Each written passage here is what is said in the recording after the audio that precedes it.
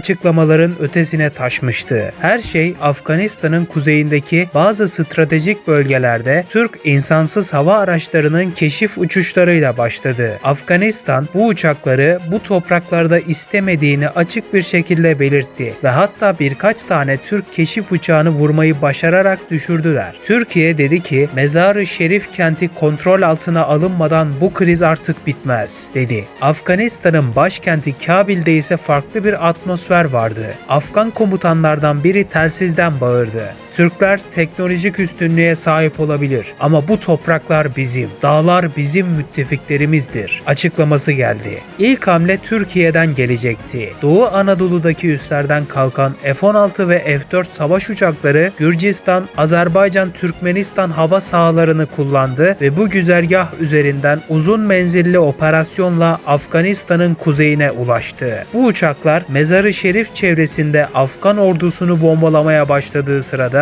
Pakistan'dan Türkiye'ye destek geldi ve bir açıklama yaparak can dostumuz Türkiye'ye Afganistan karşısında başarılar dileriz. Size her türlü askeri desteği vermeye hazırız. Pakistan'ın bu yardım açıklamasından sonra Azerbaycan Cumhuriyeti'nden de benzer bir hamle geldi ve o da şu açıklamayı yaptı. Kardeş ülke Türkiye'nin yanındayız ve destekliyoruz. Derken Akdeniz'de konuştuğu Türk donanması Hint Okyanusu'na açılan bir görev gücü oluşturdu. Bu filoda fırkateynler, savaş gemileri, hücum botlar ve gizli görevde olan denizaltılar bulunuyordu. Afganistan'ın Bel bölgesindeki askeri üsler Türk hava saldırılarıyla büyük darbe aldı. Mezar-ı Şerif kenti ise kısa sürede yoğun bombardıman altına girdi. Türk komandoları helikopterlerle bölgeye indirildi. İlk kara çatışmaları da burada başladı. Türkiye bir süre sonra aralarında Mezar-ı Şerif gibi bir şehrin de bulunduğu Bel bölgesini tamamen ele geçirdi. Afgan güçleri ise gerilla taktikleriyle karşılık verdi. Bazı Türk birliklerine pusu kuruldu. Dağlık alanlarda ilerlemek zorlaşıyordu. Derken Türk komutanlardan biri telsizden emir verdi. Termal dronları devreye alın. Gece görüş avantajını kullanacağız. Bu gece görüşlü dronlar sayesinde Afgan askerlerinin yeri tespit edilip Türk askerlerine rapor ediliyordu. Bu sırada deniz cephesinde de hareketlilik vardı. Türk donanması Pakistan açıklarında bulunuyordu. Bu sulardan gelen Afganistan'a silah taşıyan bazı kaçak gemileri tespit etti ve imha etti. Bu Afganistan'ın dış destek yollarını ciddi şekilde zayıflattı. Ekonomik cephede ise savaş daha da genişledi. Türkiye, Afganistan'a yönelik tüm ticari hatları kesti ve uluslararası platformda ambargo çağrısı yaptı. Batılı ülkeler ve NATO askeri ittifakı Türkiye'ye destek vereceğini açıkladı. Bu arada Afganistan'ın kuzeyindeki Bel bölgesi hattında ise dengeler değişiyordu. Afgan birlikleri burada Türk ilerleyişini durdurmayı başardı ve karşı saldırıya geçti. Kısa sürede bazı Türk birlikleri geri çekilmek zorunda kaldı. Belh'in güneyi Afgan kontrolüne geçmişti. Kabil'de ise bir toplantı sırasında Afgan lider şöyle dedi: "Bu savaş sadece toprak değil, bağımsızlık savaşıdır." Ankara'dan ise cevap gecikmedi. "Bizim hedefimiz sonuna kadar gitmektir. Sonuna kadar gitmeye hazırız." Savaşın ilk haftası sonunda Türkiye, Mezar-ı Şerif ve çevresindeki kontrolünü kalıcılaştırdı. Fakat bölgenin güneyinde ciddi kayıplar verdi. Afganistan ise dağlık bölgelerde üstünlük kurmuş ancak hava gücü karşısında ağır hasar almıştı. Fakat savaş henüz yeni başlıyordu. Afganistan havası füzelerin hüküm sürdüğü bir sahneye dönüşmüştü. Türkiye, orta menzilli hassas güdümlü füze sistemlerini devreye sokarak Afganistan'ın iç kesimlerinde stratejik hedefleri vurdu. Özellikle Kabil çevresindeki askeri depolar ve iletişim merkezleri ağır hasar aldı. Fakat Türkiye'de Ankara'daki komuta merkezinde gerginlik artıyordu. Bir subay rapor verdi. Hedeflerin %70'i imha edildi. Ancak Afgan birlikleri küçük gruplara ayrılarak savaşı yayıyor ve gerilla taktiklerine başvuruyor. Türk komutanın cevabı kısa ve netti. Bu onların hatası olacak. Dağıldıkça görünür hale gelirler. Daha büyük bir kara operasyonunun işaret fişeğini ateşliyorum emrini verdi. Bu sırada Türkiye kara operasyonlarını genişleteceğini duyurdu. Mezar-ı Şerif'ten ilerleyen Türk birlikler tekrardan güneye doğru hareket ederek Bel bölgesini yeniden hakimiyeti altına geçirdi. Fakat Türkiye bununla da yetinmeyecekti ve Afganistan'ın doğu tarafına doğru yayılmacı politika izleyerek ilerlemeye başladı. Türkiye, Vahan koridoruna kadar ele geçirdi ve bu önemli geçidi aldığı için büyük bir stratejik stratejik avantaja sahip olmuştu. Yani hem Pakistan'a hem Tacikistan'a hem de Çin Halk Cumhuriyeti'ne açılan sınırları kontrolüne aldı. Ancak Afganistan'da boş durmuyordu. Bu toprakları almanın Türkiye için en büyük zararı dağlık bölgelerde saklanan birliklerin Türk konvoylarına ani baskınlar düzenlemesiydi ve onları pusuya düşürerek düzenli asker kaybına sebep olmalarıydı. Yani Türkiye bu toprakları hakimiyetinde tuttuğu sürece günlük 1 veya 2 adet asker kaybı yaşamaktaydı. Bir Türk askerinin telsiz konuşması savaşın sertliğini gözler önüne seriyordu. Pusuya düştük. Koordinat 36 Kuzey. Hava desteği istiyoruz. Hemen. Dakikalar içinde Türk F-16'ları bölgeye ulaştı ve yoğun bombardımanla Afgan birliklerini geri çekilmeye zorladı. Ancak bu çatışma savaşın kolay olmayacağını açıkça gösterdi. Deniz cephesinde ise yeni bir gelişme yaşandı. Türkiye'ye ait bir denizaltı Umman Denizi'nde Afganistan'a silah taşıdığı düşünülen büyük bir yük gemisini tespit etti. Kısa bir takipten sonra gemi etkisiz hale getirildi. Bu olay uluslararası sularda tansiyonu yükseltmişti. Bu arada Pakistan ve Azerbaycan'ın da asker yardımı göndermesi an meselesiydi ve 20.000 asker Pakistan, 10.000 asker de Azerbaycan gönderdi. Böylece Türkiye ve müttefiklerinin elinde bulundurduğu topraklar daha da güçlendirildi. Ayrıca ekonomik savaş da derinleşti. NATO ve Avrupa Birliği'nin ambargoları uygulanıyordu. Yakıt, gıda ve mühimmat akışı ciddi şekilde azaldı. Kabil'de halk arasında huzursuzluk başladı. Bir Afgan yetkili toplantıda öfkeyle bağırdı. Bu ambargo halkı cezalandırıyor ama teslim olmayacağız. Ankara'dan gelen cevap ise stratejikti. Ekonomik baskı savaşın görünmeyen cephesidir. Cephede ise dengeler sürekli değişiyordu. Türk birlikleri güneye doğru iniyordu ve hedefinde başkent Kabil vardı. Ancak Afganistan başkenti savunmak için tüm güçlerini bu hatta yığdı. Gece çökerken iki tarafta büyük bir çatışmaya hazırlanıyordu. Tanklar mevzilenmiş, askerler siperlere girmişti. Bir Afgan komutan askerlerine şöyle seslendi: "Bu gece geri çekilmek yok.